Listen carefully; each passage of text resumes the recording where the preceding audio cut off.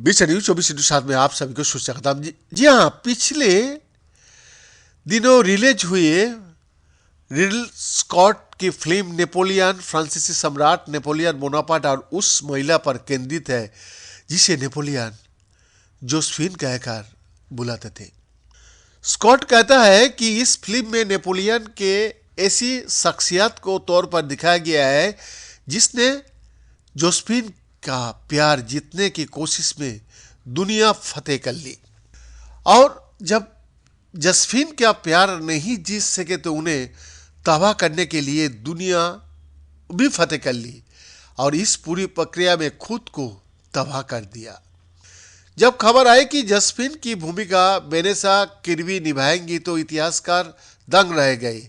ऐसा इसलिए क्योंकि किर्बी नेपोलियन की भूमिका निभा रहे वाकिन फिनिक्स की तुलना में काफी छोटी यानी 14 साल छोटी है, जबकि जोसेफिन वास्तव में नेपोलियन से 6 साल बड़ी थी।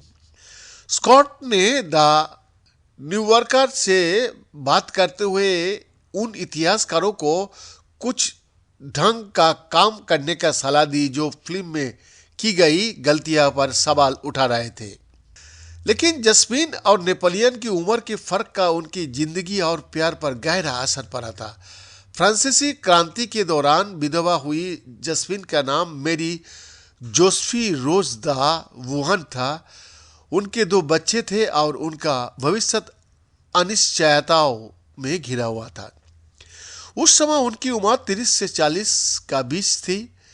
उन्हें जुबा तो नहीं माना जा सकता है, लेकिन उन्होंने पेरिस के फैशन पसंद समाज का हिस्सा बनने की हर संभव कोशिश की और जान पहचान का इस्तेमाल करते हुए पॉल बारोस नाम का राजनेता का साथ दोस्ती की थी। उन्हें कोर्सिका की जुबा जनरल नेपोलियन बोनापार्ट से शादी करने के लिए मनाया गया जो उन पर फिदा थे। जोसेफिन से मिलने की कुछ ही महीने बाद और मार्च 1976 में उनकी शादी का तुरंत बाद नेपोलियन को इटली में क्रांतिकारी सेना का नेतृत्व करने के लिए भेज दिया गया था। इटली से उन्होंने जोसेफिन का कई प्रेम भरे खत लिखे। इनमें इतना ज़्यादा इमोशनल ब्लैकमेल किया हुआ था और इतनी बार प्यार बताया गया था कि इसमें भावनाएं कम, धमकी ज़्यादा नजर आती है। एक चिट्ठी में उन्होंने लिखा था, तुम कभी मुझे खत नहीं लिखती, तुम अपने पति का ख्याल नहीं रखते हो।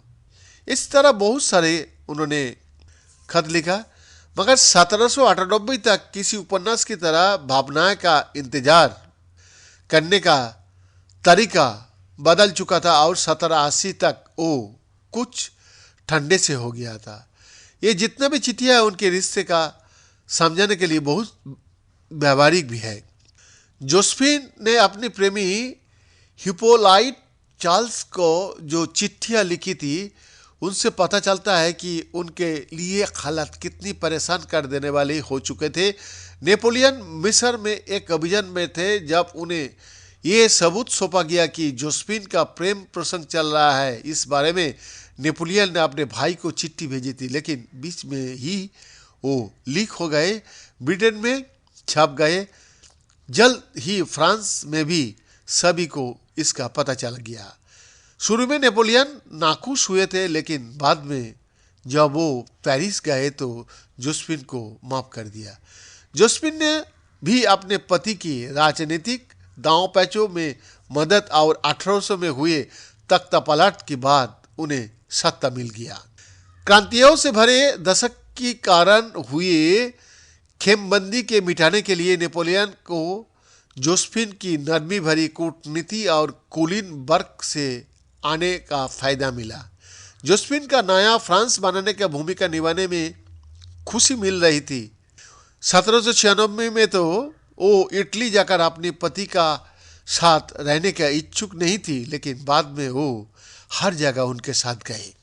नेपोलियन 1807 में पोलैंड यात्रा में जोसेफिन को अपने साथ नहीं ले गए और वहां उनका एक बड़े परिवार की महिला मारिया बालुस्का से लंबा अफेयर चला। लेकिन इस दौरान उनकी चिट्ठियां दिखाती है कि वो अभी भी जोसेफिन के प्रति अनुराग रख रहे थे। फिर भी तलाक का खतरा मंडरा रहा था। और ढेर सारी इतिहास है नेपोलियन बोनापार्ट का। आज के लिए इतना काफी। बीएन का रिपोर्ट। मिशन